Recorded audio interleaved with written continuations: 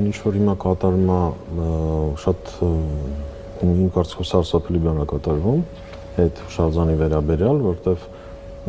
ես որպես ճարտարապետ ասեմ, կարծում եմ բոլոր ճարտարապետները կընդունեն, որոշը գոնե մեծամասամբ, երբ որ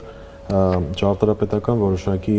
կոթող, շինություն, փոքր ճարտարապետական էլեմենտ, էական չի, երբ որ ճարտարապետը ստեղծում է, ինքը ստեղծում է ոչ միայն իր երկրաչափական ֆորման եւ գույնը, նաեւ տեքստուրան, քարի չափը, քարի տեսակը,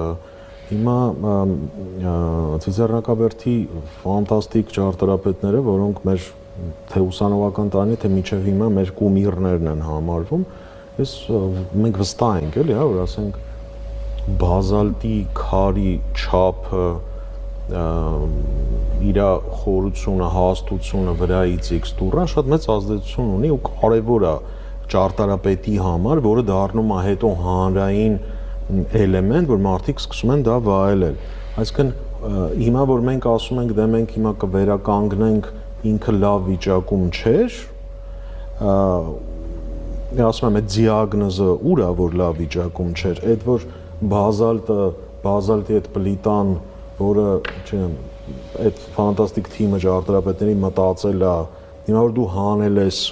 ուր է այդ բազալտի քարը, բերելու ես ուրիշ քար ես, չէ՞ դնելու, երբ որ դու դնում ես ուրիշ քար, դու սարքում ես ուրիշ հուշարձան, դու չես սարքում այդ նույնը, այդ չեղավ վերականգնել, եթե ես հանում եմ իր կարևոր բանը, կարևոր անբաժան մասնիկը հուշարձանի ու փոխում եմ, հուշարձանը փոխվում է, ինքը Էլեն Ծիծեռնակաբերդը չէ, ինքը ուրիշն է դառնում, իսկ ես ուրիշ չեմ ուզում, ես Երևանի իմ սիմվոլներից մեկն եմ ուզում,